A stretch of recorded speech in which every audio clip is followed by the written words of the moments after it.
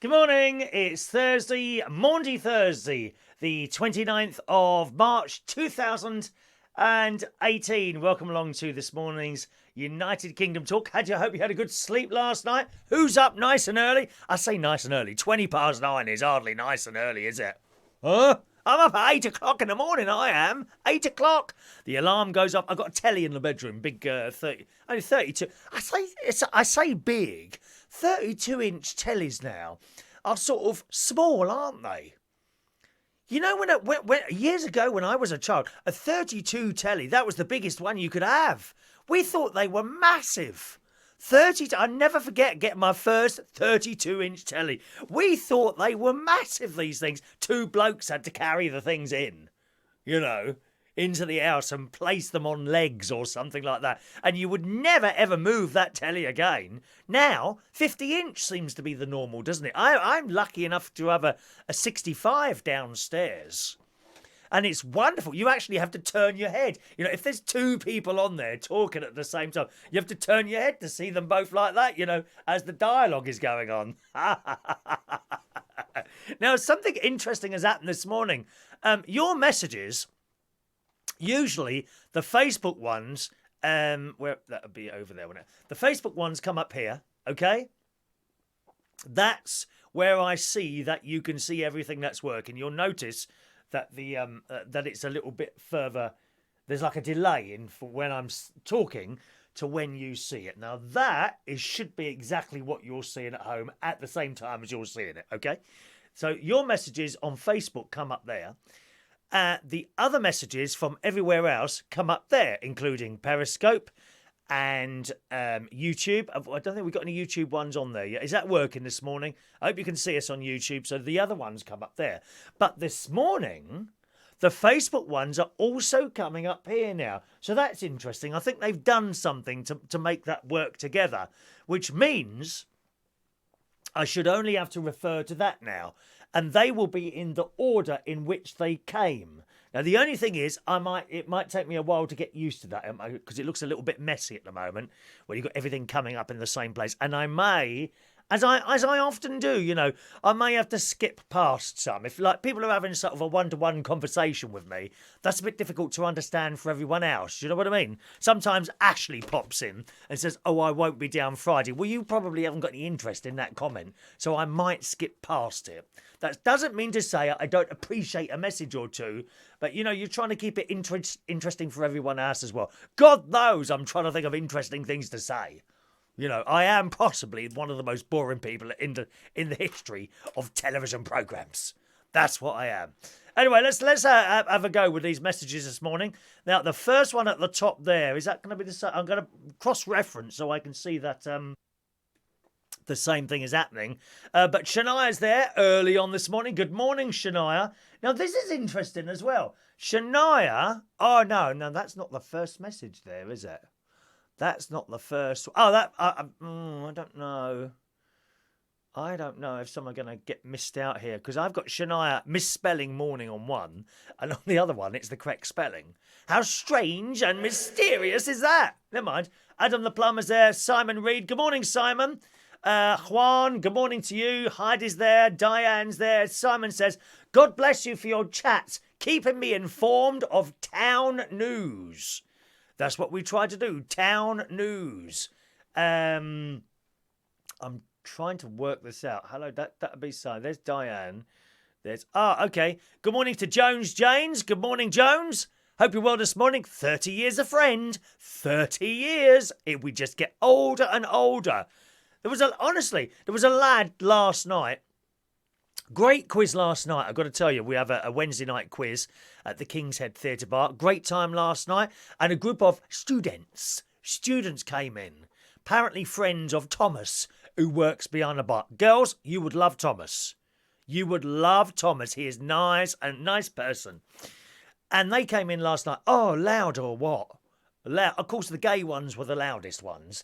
And I went over, talking to them, and I got on very well with them all, actually. Lovely people. And I said, "There you go, young man." He said, thank you, old man. "Beg your pardon, dear. Immediate deduction of 5 points. That's why they didn't win last night." I took 5 points off them for calling me an old man. What a liberty.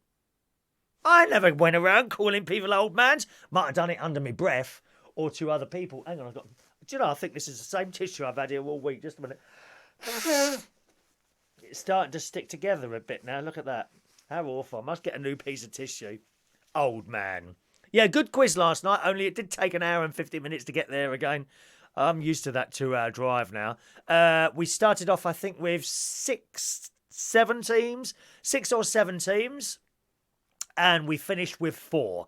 3 of them dropped out. You know, some people, they don't want to, can't be bothered to carry on. There was one bloke who didn't like me. I detected him straight away. He looked like a Corbynist. You know what the Corbynists look like, don't you? Usually they got black-rimmed glasses, fairly thick, and a beard. They are typical Corbynists. I don't know why they all dress like that. When you go out later, look around at people and see if you can detect who the Corbynists are. The what do we call people that like Theresa May? The Mayites? The Thereses? Something like that. They're all dressed up, you know, quite smart suits and all that. The Corbynists, scruffy old clothes. No, that's a lie. They haven't all got scruffy old clothes on, but they've all got these black rimmed glasses on and a bit of a beard going on. You can spot them a bloody mile off. And no senses of humour. This bloke, he was with 2 girls sitting at one of the table, and he looked like he was getting more and more fed up. Probably couldn't answer any of the questions, that's why. Dear me. By the way, do you like the cloud jacket this morning? We got clouds on today. Yes. Thank you. Good morning to N. Thank you for the link, N. I'll have to have a little look at that later, okay? Jones likes the jacket that matches the planet on your screen. Have I got a planet on the screen somewhere? What planet is that? I'm on a completely different planet altogether. You know that. You know that. Why be sensible in life? Exactly. Good morning, Danny Gibbs, who says it's not all about the size. No, that's true enough. You can have all the small ones then, Danny. All right? If you're not worried about size, Danny, you take all the small ones. They're all yours. I'm happy to hand them all over to you, my friend. Good morning to Mr. Ray Reynolds, International. Morning, Ray. Juan says the jacket reminds me of the telly show named The Simpsons. The Simpsons! Which is beginning featuring clouds above suburbia Sonaro in the blue hue sky and the white hue clouds. Yes, and of course the old Thames television logo, which I hope I've got a picture in here somewhere. No, one moment. I shall go and get it. One moment, please. Let me just go and get my old Thames television logo. Here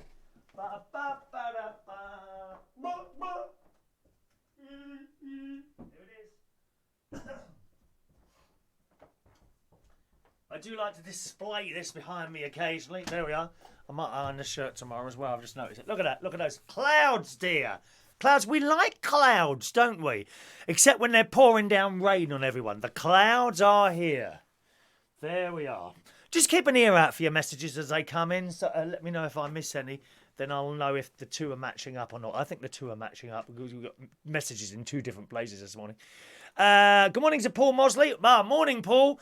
YouTube is working today. Let me just let you know. Sometimes, I think, Paul, you sent me a message yesterday saying YouTube didn't give the notification. I don't do anything different this end. Okay, it's a case of click, click, click, and it just does it. So when that goes wrong, it isn't anything to do with me, I'm afraid. Something goes wrong somewhere else. It's not me.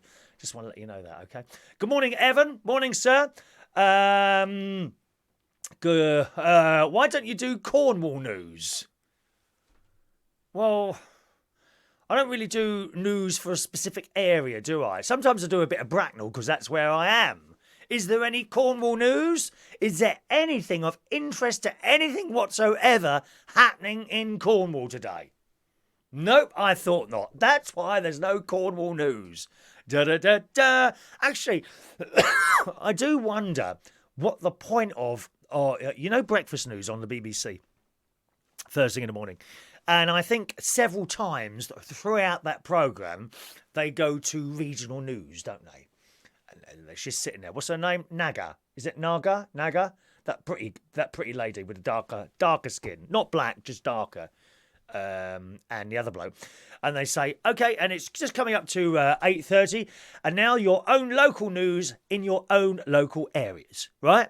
And then it cuts to either London, if you're in London, probably Plymouth, if you're in Cornwall, Southampton, if you're down in the southeast, Norwich, if you're in the east or somewhere like that. It cuts to that. And you have your own local news. And and a little bit of traffic. Now, the last couple of days, I've been wondering about this. And my wonder is, what is the point? Because these little local news outlets, they seem to give them about a minute or a minute and a half. And she runs through this news very quickly, you know. Usually there's a bit of horrible news in there. You know, another person stabbed to death in London. And it moves on to the next one and the next one. And then they do the travel news. Now, I can just about accept, you know, the very short headlines that they give. But no time to tell you any of the story. Right? You know, boy stabbed to death by 10 other teenagers. You wouldn't get the whole story. It would just be boy stabbed to, and then the next one, and then the next one, and then the next one.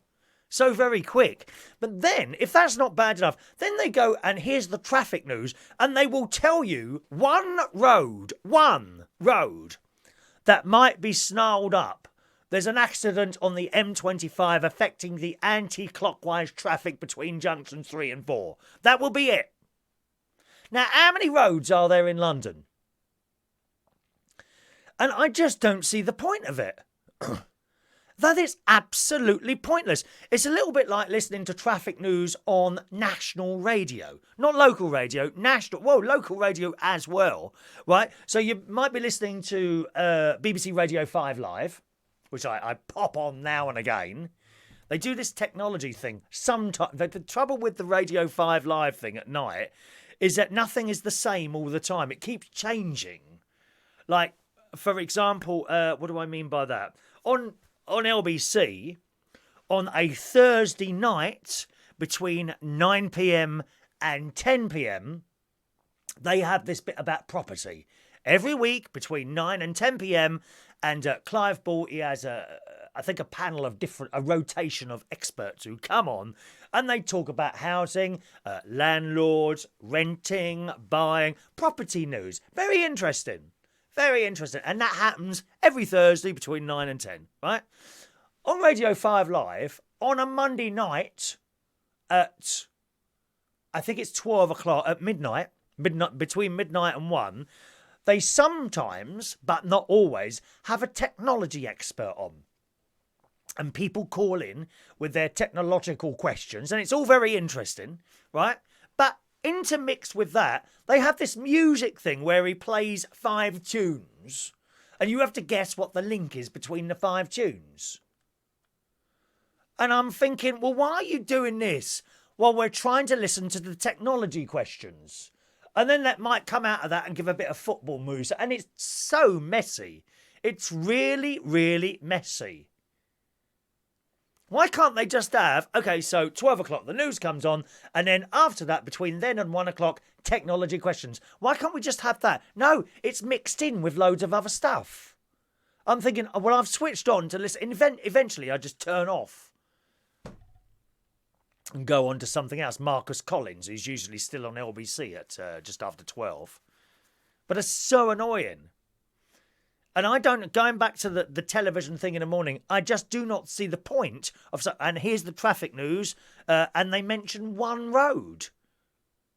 And then a quick bit of weather, and they're back to they rejoin the London programme. Absolutely pointless doing these little local opt-outs. I mean, give them 15 minutes, yeah, that would do it. 10 to 15 minutes. I think they do that in the afternoon, don't they? After the news, you get a bit of a 15-minute sort of, I don't know, Cornwall news or something like that. But to go on in the morning, and now your own local news, they mention one road. What about all the others? It's just stupid. And as I say, they do the same on Radio 5 Live. And now a little bit of traffic news for you now on Radio 5. The M5 is closed both ways due to an accident. And that's the only one that gets mentioned. Nothing else is mentioned. One road in the whole of the country. And it just seems to me a complete and utter waste of time. So there goes your Cornwall answer there. My good friend, all right? That's why there's no Cornwall news. No, Danny, not cheeky at all, darling. If you want all the small ones, you have them. Yeah, old man. I think that young lad needed a slap round his face yesterday. Oh, you shouldn't hit them. You should talk to them so you can understand them. No, you shouldn't. Slap them round the face, that's what I say. I beg your pardon. That would have shut his mates up. Can you imagine all the students there? Students, Corbynists there. Good morning, Jonathan. Welcome along. I'm glad you enjoyed the spring jacket. But are you still collecting Starbucks mugs? I have a few downstairs, yes. If I go to other countries, I do. But I object to paying £2 for a cup of tea, you see. That's the trouble. Very, very tight. £2 for a bit of tea and water. You can buy 100 grams of Harrods number 14 English breakfast tea for £4. Why would I go in Starbucks and pay £2 for one cup of coffee? And they're so miserable in there as well. And I know they're all on minimum wages and all that. But God, they're miserable in Starbucks. I was having this conversation with someone the other day. You can go in Starbucks and buy a slice of cake for £2.50. As in a slice, you know. Where's that microscope so I can see the cake? Or you can go in Waitrose and buy an entire cake for £1, dear. It's outrageous what they charge in there. Danny says people who like Theresa May are called dreadful people.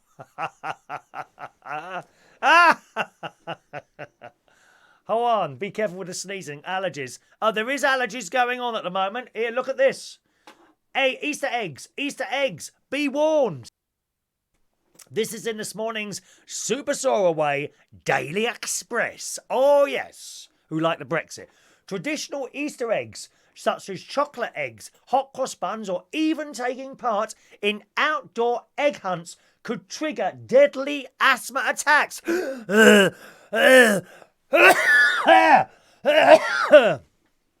Asthma attacks are not funny. People die from those, you know. Experts have warned today. People with allergies. Oh, it's the allergy people, isn't it? Oh, those... oh, I can't have that. I'm allergic to that. Oh, I can't have that. I'm allergic to that. We never had allergies when we were in the Scouts. Cubs, do your best. Where's all these allergies come from? Oh, I can't eat eggs. Oh, I can't do this. Oh, I can't have nuts. Everything that's got you can't eat anything in the box if you've got allergies to nuts, dear.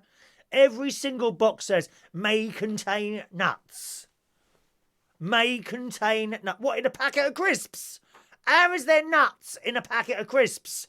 Well, clearly the people making the crisps aren't doing it properly, are they? May contain nuts. You know, in a bottle of milk. Does it say that on there as well? May contain nuts. Whatever cake you buy, frozen food, bag of peas, may contain nuts. Oh, God. Anyway, people with allergies to wheat, egg, nuts and dairy products, as well as having asthma, are being urged. Oh, we do like an urge. Oh, when's the last time I had an urge? It's been a while ago now. It's been...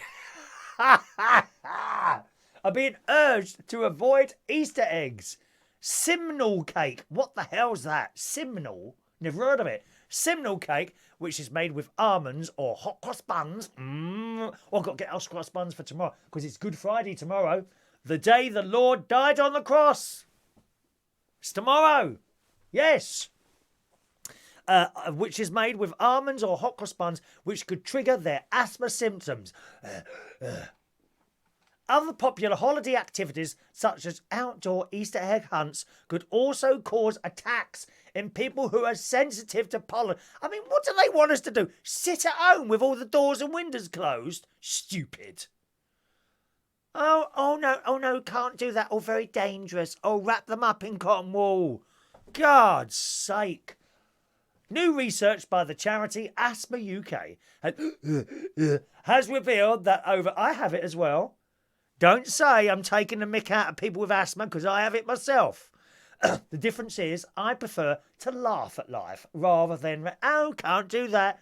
Oh, it's very dangerous. Can't. Oh, don't climb up those stairs. You might trip and kill yourself. We must remove stairs from all homes immediately. Load of old crap. Research by the charity Asthma UK has revealed that around 700 people are at risk of being admitted to hospital during the bank holiday weekend due to food and pollen allergies. And then it goes on about data sourced from the NHS Digital England, ISD Scott. I mean, what are all these places? What are they? Just people with titles, dear. Pathetic people on £200,000 a year with titles. How uninteresting. Oh dear. There were 748 emergency admissions for asthma attacks during the 4-day Easter break between 2014 and 2016. 748. Now, what is that as a proportion of representations of percentages to the amount of people in the UK? I bet that's 0.000001 or something like that. So there we are. So according to that story, you're not to go out at all at Easter, boys and girls. Don't go out at all. Don't do anything. Don't eat anything. Ha ha ha ha ha. What a load of rubbish. Juan says, be careful with the sneezing and allergies. In America, they are slowly mentioning within the medical and media entities the appearance of the second flu wave. Oh, have you got more flu over there? Do you know that didn't touch me this year? Where's my wood? Oh, my God. Oh, no, this is wood. This is wood. Flu. I've not had flu. I've not had a single cold. Very unusual.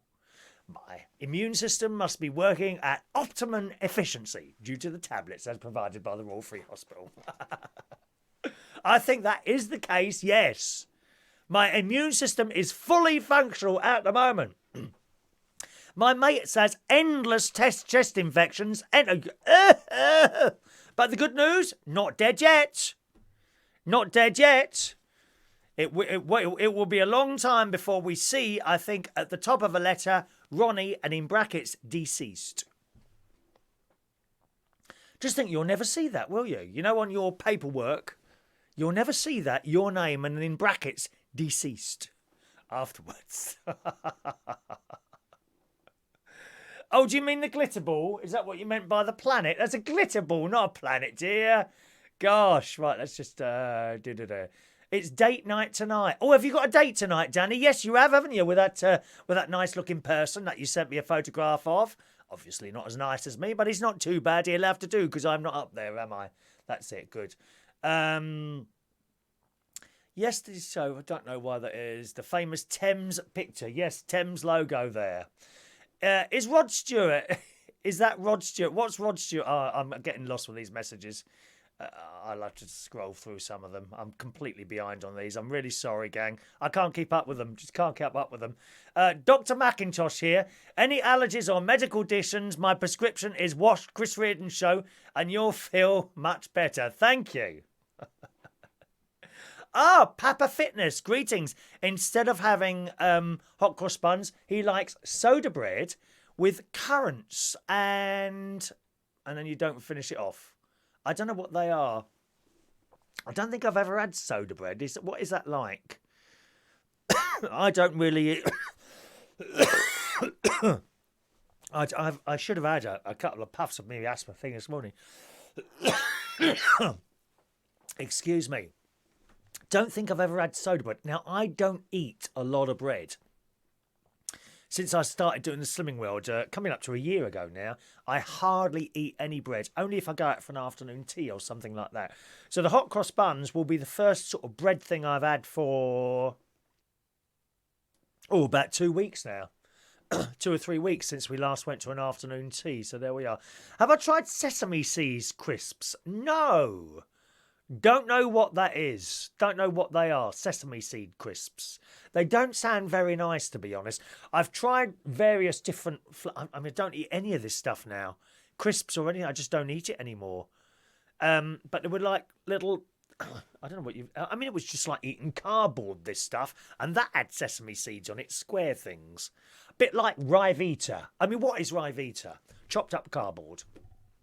You know, you're wasting your money going out and buying packets of Ryvita. You could just go down the road, get an old cardboard box, chop that up and put salt on it and eat it. Ryvita. Thank you. Poor Evan. His wife says Kim is her allergy. Is that right? All right. Hello to Mike. In Scotland, with the BBC Scotland, they give you the information about the London Underground. What's that with? Yeah, it's just ridiculous. This local thing, if you give a local area news and traffic, you need at least 15 minutes to be able to do that, at least. And give us a load of the roads that have closed. Not just one that you've picked out because you think that one looks good. It's madness. Paul says useless is our BBC radio, local radio. They've been reporting about roadworks that have been gone 3 weeks ago. I think they employ more than they are listening. Now that's interesting. You should say that because I've got a sat nav thing. I use my mobile phone for sat nav. I've got WAZE, WAZE, that I find is excellent. WAZE, it's an app for here, okay, and it picks up traffic and tries to divert you. It's not always successful. I mean, if there's traffic everywhere, then it does its best, you know. But that's so much better than radio traffic news. I've been on the M3 before. And it says, there's a long tailback of traffic between junctions 2 and 3. And you get on there, and it's not there. It's gone. A local radio doesn't seem to do very well with traffic. I've noticed that. And other times you'll be driving along and you hit traffic and the traffic news comes on. No mention of that road being blocked whatsoever. And I don't think it's a matter of it might have just happened. No, I mean, it takes a long time for a queue of traffic to build up and they didn't mention it. So I honestly don't think the whole traffic news thing on national certainly doesn't work on national radio, but on local radio as well. It's not all that, is it? What you need is an app, and it's a free app. WAZE. I've been using it now for over a year, I think, and it's excellent. That's what you want, a WAZE thing on there or something like that. Okay. Let's have a look. Here we are. Evan says, local Radio 2 travel news. There's a road closed in Edinburgh. You see what I mean? That's exactly what I mean, Evan. You're listening to Radio 2. Oh, there's a road closed in Edinburgh. Well, he's in Cornwall. How does that help him? It's just silly. They shouldn't bother at all. I think they should just give up the whole local news thing on radio and save the money. Although I will miss that radio traffic legend, Pippa Sparks. Ba, ba, ba, ba, Pippa Sparks. Now, Pippa Sparks I've never met her, but I've heard her on the radio doing the traffic news now ever since I was working for British Telecom as an engineer back in the mid-80s. She used to be on BBC Radio London, and Tony Blackburn, he used to do a fantastic soul show on BBC Radio London every morning between 9 p.m. and 9 a.m. and 12 midday. And Pippa Sparks used to do the traffic. That was in the 80s. She is still doing it. I kid you not. When I listen to Tony Blackburn's soul show on BBC Radio London on Sundays it is, she's still doing the traffic news. I wonder if she's ever left that seat. Perhaps it's the commode. You know, perhaps it's a commode. There's a bucket underneath that. Someone comes along now and again to change. Ooh, bit like having a tour around caravan, isn't it? I couldn't have one of those. Not with emptying the toilets and all that business. I can't be doing that. I'm sorry. I would have to, but perhaps you can pull into with pull around touring caravans. With touring caravans, you have like a toilet affair with presumably some sort of bucket underneath that catches all the waste, don't you? You can't just push a button while you're on the motorway and whoosh, it all just drops out onto the road. I mean, I don't know why. Well, why can't we just do that? No one walks up and down the motorway. Wouldn't that be awful if you pushed your button, empty, your toilet waste dropped out at the bottom of the caravan, and then the car behind it's driving, and it skids all on your mess. Well, what can you actually drive somewhere with your tour around caravan and pay someone 10 or 20 quid. Thank you very much. Could you deal with the toilet now, please? And that's it. Just pay someone to deal with it. I can't do that myself. Oh, no. We can't be emptying toilets. No, thank you very much. N says, they don't let us have the BBC here. Only news stories with no artistic licence. Where is that in? I can't remember where you are now. Are you in the States, sir? I can't remember where you are now. Actually, it's not as complicated as I thought, but it's all the messages come up in one area, and it's difficult going between them all. Okay. Good morning to Kevin Bell joining us this morning. Morning, Kevin Bell. Have a slander alert. Stranger danger. What's a caravan? Don't you know what a caravan is? It's a metal thing on two wheels, and it's like a mobile home, and you attach it to the back of your car or whatever vehicle that you have, and you pull it along, and you go on holiday, and it's got a bed on it, and it's a little cooker, and washing things, and a toilet. And a toilet. I considered getting one when I had the bad IBS problem, which seems... Don't want to count my chickens before they... I've got a chicken story in a minute. Don't go away. You'll love this chicken story coming up. I was going to get a caravan because I had the IBS, didn't I? You know, I'd be driving along to work and suddenly I'd have to go. It was terrible. I never didn't make it. I never quite didn't make it, but I come very close a couple of times. Having to stop on double red lines and running into a pub. It's not funny. Don't laugh. Don't be laughing. Don't mock me. Don't mock me. Oh, dear. Isn't it funny? Mike says he loves tiger bread. Yes, I've had that. Tiger bread. If you get the larger one, for some reason that seems to be softer than the small one. Oh, it's lovely. Tiger bread. You know why it's called tiger bread? Okay, it was called giraffe bread. Now, this is Sainsbury's. It was called giraffe bread. And a little girl wrote into Sainsbury's, this is about 3 or 4 years ago, little girl wrote into Sainsbury's and said, why do you call it giraffe bread? It's got stripes like it's a tiger. And Sainsbury's wrote back to her, they said, you're absolutely right. It does look more like a tiger than giraffe. So they renamed it tiger bread. That is the story of that. Isn't that a fascinating fact? Look what you learn on this programme. I am practically the Inner London Education Authority in one person sitting here now. And I, yes. Paul says, BBC West Midlands always report that the spaghetti junction is busy. It's always busy. Why do they bother? Yeah, I know what you mean. Evan makes his own bread in a wood-burning oven. Oh, you're not one of those, Evan, are you? Going around chopping all the trees down. We've got no oxygen left because of people like you. That's why the asthma and everything is so bad that I read earlier on the news. You see, it's all linking together, this programme today. It's all linking together nicely. It really is. Makes his own bread in a wood-burning oven. Every Tuesday is bread-making day. No rubbish, proper bread and good for you. I like the sound of that. I do like the sound of that. Adam, congratulations to Adam the plumber. He's lost 2.5 pounds at the Slimming World this week. Well done, Adam. I put on ½ pound again this week. I've got to watch that. The slow creep up. The only thing is, and please do not tell Linda, queen of all of Slimming World, it's Easter this week. You know what that means, don't you? Hot cross buns must be eaten tomorrow. Easter eggs, or maybe Easter egg, will be eaten on Sunday. Damage limitation, boys and girls. If you're on the Slimming World, it's damage limitation this weekend. Don't go too mad. Do not sit there with 10 Easter eggs like your greedy children or nieces and nephews. I love it. Isn't it funny when you see a little girl or a little boy, like about 4 years old, and the chocolate is all over their face? I love it. Harry is one of my great nephews. He's 4, coming up to 5, or we might have just got to 5. I can't remember now. And he's one of those. He gets chocolate all over his face and everywhere. I've got to be careful of that one. Last one I was up there, he slapped me around the face for some reason. No reason at all.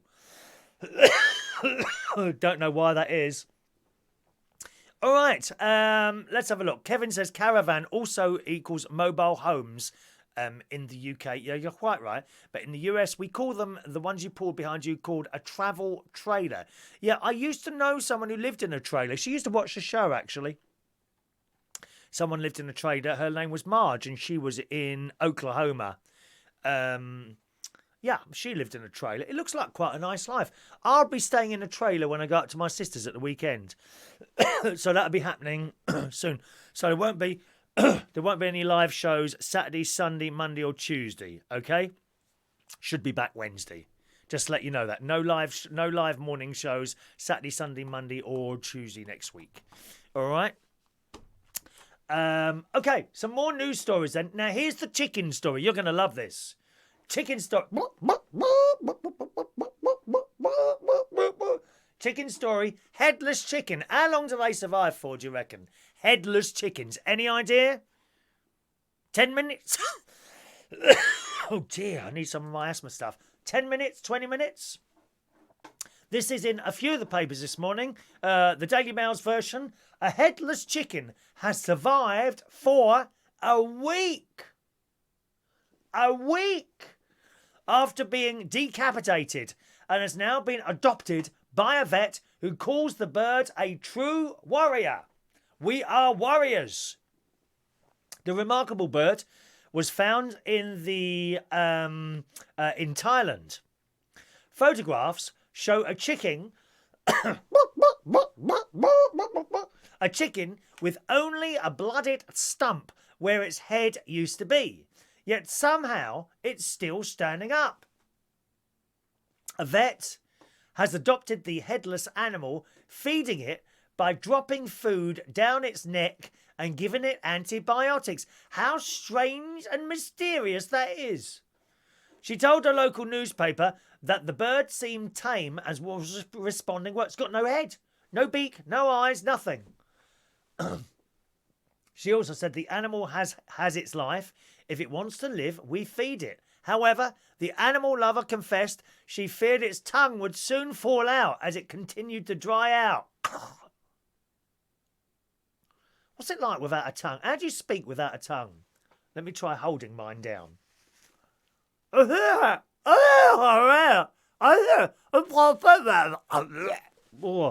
I think I put my finger too far down my mouth then. I don't understand people that go out and they get really, really drunk. Oh, I've got to make myself sick now. And the next day, oh, what a great night. Huh? You mean to say you went out, you got really drunk, you felt very ill, you made yourself sick and you thought it was a good night? I don't get that at all. I'm not one who drinks. Oh, a little bottle of champagne up at my sister's that we'll be having. Not the whole bottle. I should probably have one glass. 2 glasses. Oh, my God, I'm anyone's. If you wanted to get off with me, be up at my sister's. Because I'll be anyone's after a couple of glasses of wine. Of champagne. It says it was not clear how the chicken came to lose its head, but locals say it may have been attacked by another animal. Oh, my mate's got a problem at the moment with his cat. One of his cats, Ralph, keeps bringing in mice, and he drops them at his feet. He brought in 3 the other night. I said, well, he must have found a nest somewhere. He's obviously hanging around at the nest. He's got 4 cats altogether, my mate, and it's only one of them, and he's only just started doing it. He must have just got the knack of doing it. He never used to do it before. Ralph the cat's quite a big cat. Beautiful cat. Very friendly. Oh, he loves being stroked and he loves Uncle Chris stroking him. Ralph the cat. But he keeps bringing in mice. 3 the other night. 3 mice, one after the other. My mate goes mad because he can't stand anything like that. Get out with a mouse. Well, the cat don't know, does it? It's bringing you a present, dear. It's a natural thing. I don't go around killing mice, no, but when a cat brings you a mouse, that is a natural thing that has happened in the cycle of life. In the circle of life. Yes. That's how it is. The vet also said she was hoping someone would soon take the chicken off her hands with no head. Who will take him and care for him? He will need lifelong care. I have to admit that this chicken is a true warrior with a very, very tough heart. The chicken that has survived longest without his head is believed to be one named Mike, who lived for 18 months after losing his head in Utah in the US from 1945 to 1947. So there we are. Look, a chicken story for you there. I have another animal story for you coming up in a moment, boys and girls. Do not change your sets. Let's have a look at that. Let's go backwards. Backwards we go. Backwards we go. N is beyond nauseated and almost interested. N. Oh dear. Good morning to Chris. Oh, you're in hospital, darling.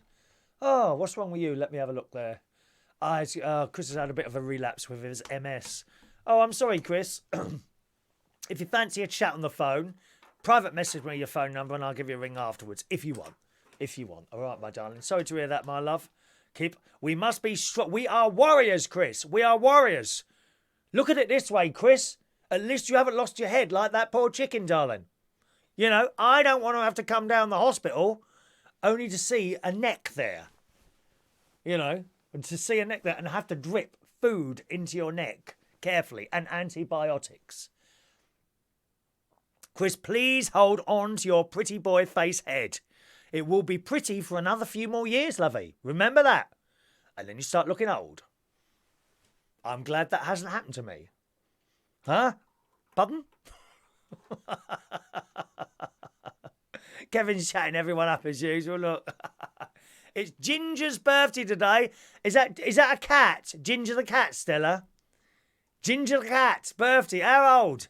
Cats are more intelligent than dogs, says Juan. You are absolutely right. Dogs are stupid. I'm sorry, they are. All you got to do, they go, chuck them a bit of meat down. Straight over to the meat. Cats, very, very intelligent. Very, very intelligent. Thank you for that, N. I can't look at that while I'm doing my show, unfortunately. All right, I can't cut because that's on a different screen to everything else. All right. Good. Here's another story then about an animal story. Now this one is just a little bit. I can't remember the date on this. Oh yeah, 28th of March. So yes, yesterday. This was in the Sun yesterday. Here's a story. When police arrived at the home of Ronald Huff, little could they imagine the horrors. Little could they imagine the horrors they were about to uncover. This is a serious story. Serious story.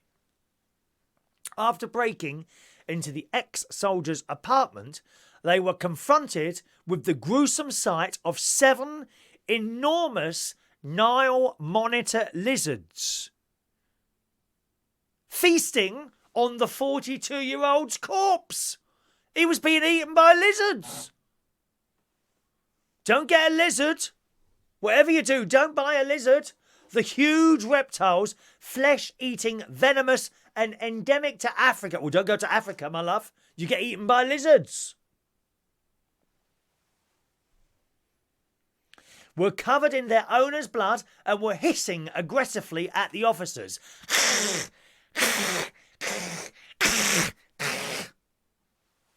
To date, Ronald's death remains one of the most terrifying and bizarre incidences of humans being eaten by their pets.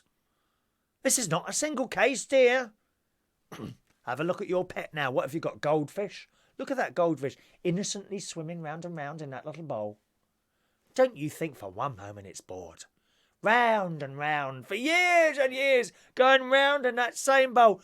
Don't be... I think it's very cruel putting fish in tanks. I do. I'm sorry. All they do is swim round and round. How boring is that? How would you like it if I locked you in a room for like 20 years and all you could do was walk round and round in that room? Exactly.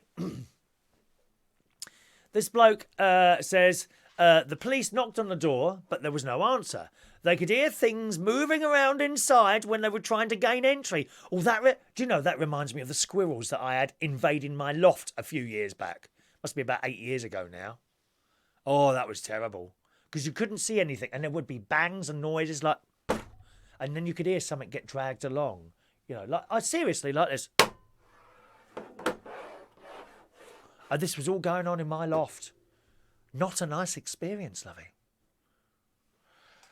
Anyway, there are pictures of these lizards. They are quite big. They are quite big things. It says, when they were finally able to get into the apartment, they discovered the body slumped up against the door.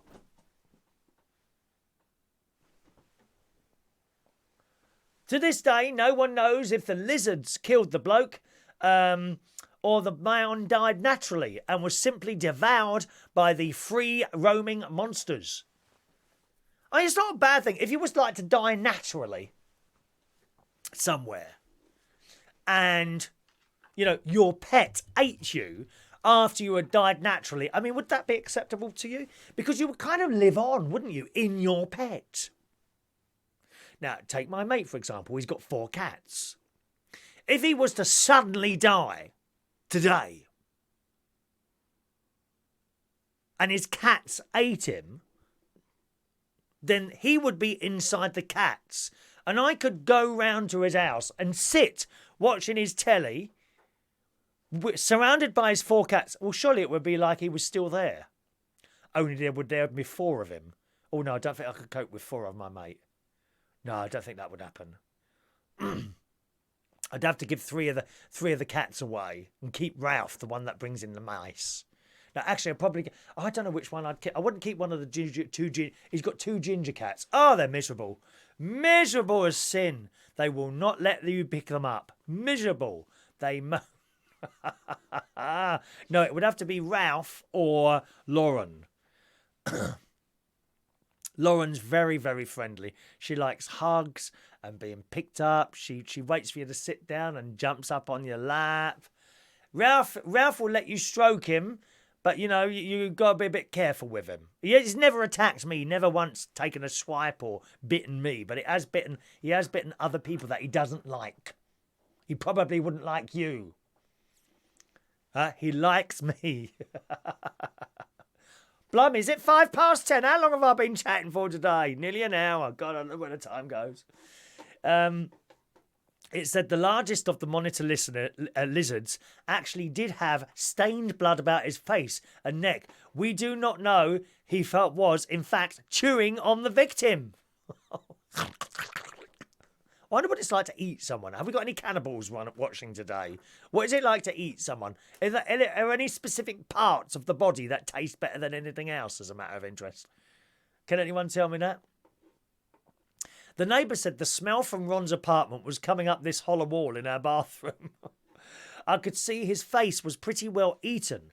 I could see his molars up where his ears should have been. An autopsy carried out by the state medical examiner in 2002, this happened quite a while ago, was unable to determine exactly how he died. So you be very, look at your little pets, boys and girls. Look at your little pets. Eh? Do be very careful. You could be eaten by your pets later. Yes. Let's have a look here. Just a moment. Stella says, I lost my head. Quite literally, you don't call me anymore. It's my baby's... Well, what do I need to call you for, Stella? Why do I need to call you? Why do I need to call people? Does your phone not dial out, dear? Does it not dial out? I am amazed at the amount of people say, oh, you haven't rung me. Did it not ever occur to you to pick up the phone and ring me? I ring everyone. No one ever rings me. There's one person who rings me, as in mates. No, that's a lie. There's 3. 1, 2, 3. Let me see. Mates. 1, 2, 3, 4. 4. There's my sister, my mate Ron, my mate Danny, my niece Tracy, my nephew Gary, and they're about the only ones that ever ring. That's all I get, phone calls. I ring a lot of people, but it never comes back the other way. And to the point where I'll probably start deleting people soon because I'm fed up making all the phone calls all the time. Oh dear, I lost my head. She's lost her head. Do pick it up and put it back on. Super glue is very good, Stella. Super glue, all right. N loves squirrels. Oh, you won't love them once they get into your loft, mate. It is not a funny thing. It's not a funny thing at all. Fine young cannibals, yes indeed. Kevin says, don't feel bad. Literally nobody rings me up. I've been alone for many years. No, I don't feel bad about it. It does bother me, the fact that you do all the calling all the time. You see what I mean? And I know specific people who I like as friends. If I stopped ringing them, that would be it. There would never be any more communication. And that's just awful. It really is. Oh, look at that. Evan wants my number. How kind. Isn't that kind? That really is. We're going to do one more story then. Expensive Easter eggs. Here's a question for you. What would you pay for an Easter egg? Now, I managed to get my sister one. I'm only getting my sister an Easter egg. I think people have too much chocolate at Easter. That's not because I'm tight or anything like that. Certainly, the great nieces and nephews, I'm not getting any Easter eggs for them. They will have so much chocolate, they won't know what to do with it. And it's not good. Okay, an Easter egg, maybe 2, that's all right. But when people are being given 5, 6, 7 eggs, it's a bit much. And they will eat them all on the same day and be sick. Possibly. My 2 nephews and niece, I don't think they're bothered by eggs at all, so I'm not going to bother with those either. The only person getting a nice Easter egg will be my sister. And I thought, would you like to see it? Or shall I save that till tomorrow? I'll save that for tomorrow. I'll show you the Easter egg I've got my sister. Very nice from Waitrose. That's the only one I get. Okay. But how much would you spend on an Easter egg? Easter egg. Here we go. Classic giant ostrich Easter egg from La Hotel Chocolat. And it looks very nice. It's 2 halves and it's got all chocolates in it. How much? £80. £80 for an Easter egg, dear. 80 quid for an Easter egg. Is that not dear enough? Okay. How about this? A Christophile Mood 24-piece gilded cutlery set in egg case. How much? Go on. How much?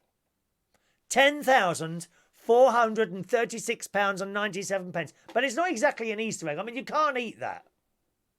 You couldn't eat that. Really. I think Hotel Chocolate is the dearest one I found there. Now, I was watching... Oh, here we are. The world's most expensive Easter eggs. What's it? Oh, my God. Look at them. All covered in... I don't think you can eat half of these. They've just got bits of gold and that stuck on. What's the point in getting... I'd be really disappointed if I got an Easter egg and it was covered in gold that you couldn't eat. I mean, what is the point of that? Paul says you can get a nice cream egg for 50 pence. You can get a whole box of them for about £2.50, Paul. A whole box. Cadbury's cream eggs. Aren't they small now? They're like peas. Can't see them. How do they inject? I like that word, inject. How do they inject that stuff into the egg? Huh? Or would like to have the most expensive egg, Fabergé. Is that right? Fabergé? Oh, let's have a look. Fabergé egg. How do you spell that? E-R-J Easter egg. How much are they then? Let's have a look. Fabergé egg. No, they're not. Yeah, but they're just eggs with jewels and things. No, that's not an Easter egg. No. Expensive Easter eggs. You've got to be able to eat them, haven't you? No point in getting an Easter egg and not being able to eat it. N would like to make stuff and sell to me. What is it you got gonna... Stella's got a Fabergé Easter egg, have you? That sounds nice. But you can't eat it, can you? A friend of mine, Jean Highland, who I worked with for years and years. Lovely, lovely lady she was. She died about 10, 15 years ago now. I worked with her when I was a BT operator before I became an engineer. She used to collect those eggs. I think I've got one down. Actually, I've got one downstairs, as given to me by the delightful Mary Warren.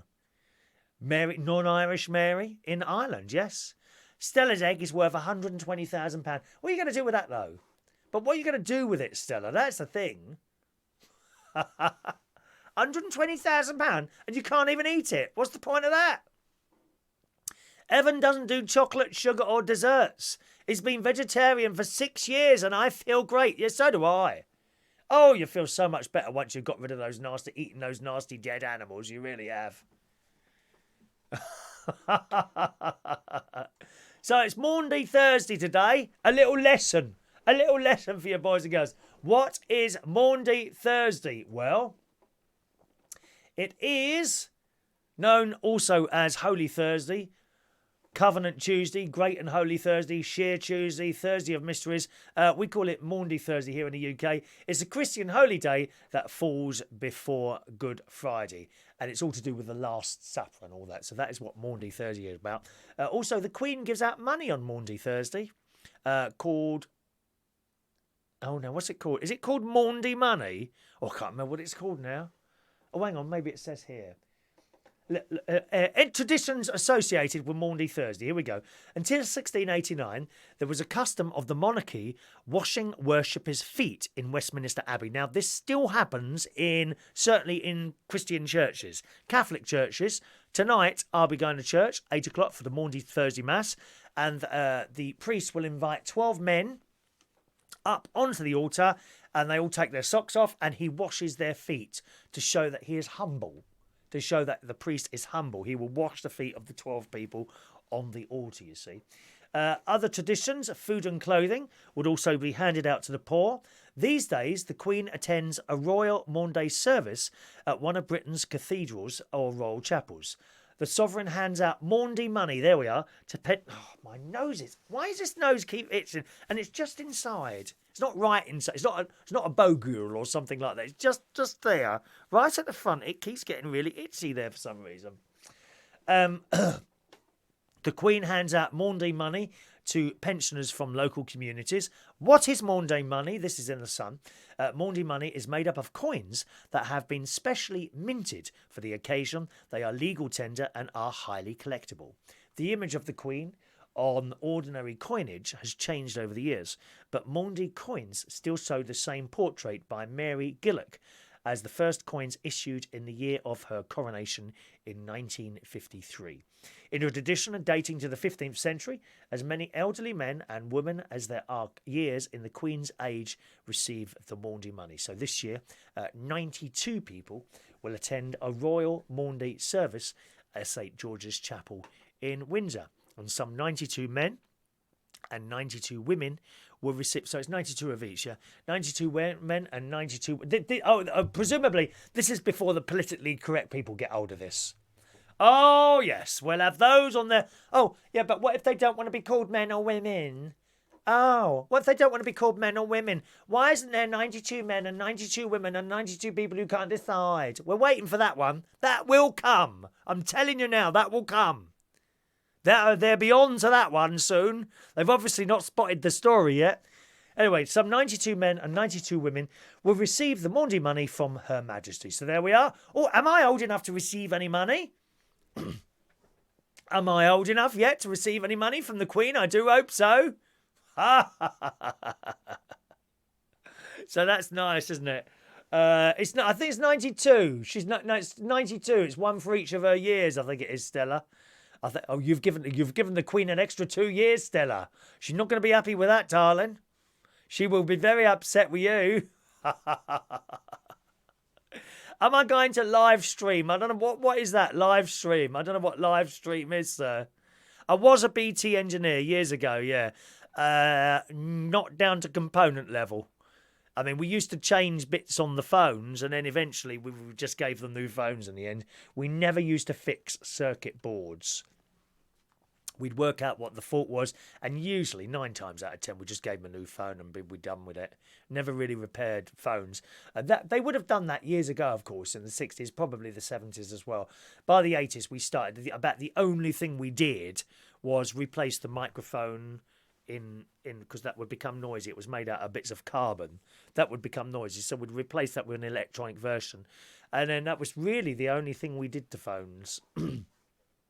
We just looked after the wires and all of that. Okay. Stella thought the Queen was 94 this year. I think she's 92. Double check that yourself, darling, because I'm not sure. All right, my love? Double check that yourself. All right. Do I know who Lady Penelope Keith is? N wants to know. Yes. Yes, she was.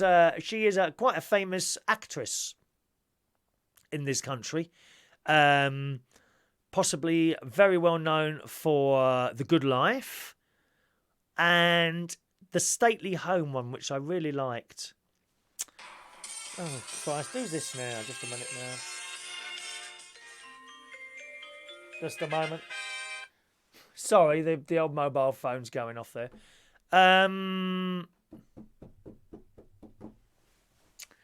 There was one she did in a Stately Home, which I really enjoyed. Penelope Keith.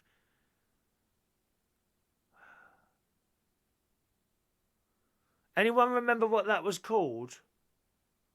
Penelope Keith. Let's have a look. Penelope Keith. Penelope Keith comedy show. No one's remembered yet? Audrey Forbes, that's it. To the Manor Born. Thank you, Stella. To the Manor Born. And they did a Christmas special a couple of years ago, and it was like 25 years after the series finished, and they did a Christmas special, and I really, really enjoyed that. She's a very famous actress, and she's very popular, and I'm a big fan of hers, actually, yeah. Audrey Forbes Hamilton. Where did you meet her then, N? You say you just met her. Where was that? Oh, you lucky thing. Do you know, I know over the years I've been lucky enough to work with many people. Some you will have seen on the television. And often I think, I must meet up with these people and perhaps do a show. Darren, who writes Benidorm, he said he wants to come up here and do sort of a live show at some point and do some of your questions and all that. So I must get onto this. I really must. Andrew Parker's got the box set. Oh, wow. I love the music. Da, da, da, da, da, da, da, da. Oh, no, hang on. That's not that. That's no, I mixed that up. That's the Posh Lady, Patricia Routledge, isn't it? How's that? To the Manor Born? We must look it up. One moment, please.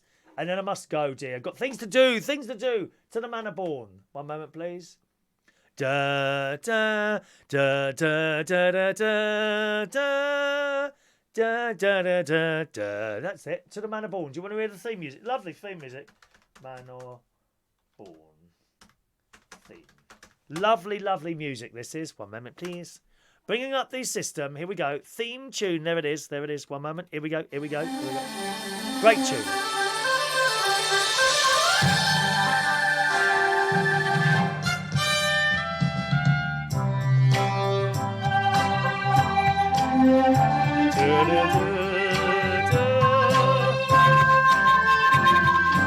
It's not a very good copy of that. Look it up. Theme music to the Manor Born, okay? On the YouTube, and you'll see that there. Alrighty, let's do today's birthdays then, boys and girls. Had a special request coming from a birthday earlier on. And I'll read that out as well, because it's someone's uncle. Oh, now, where's that gone? Where's that gone now? One moment. Was it Jodie? Was it Jodie? Jodie? I think it might have been you, Jodie. 1 minute. I can't bring it up. Why can't I bring that up now? There it is. There it is. Okay, Jodie. She sent this in earlier.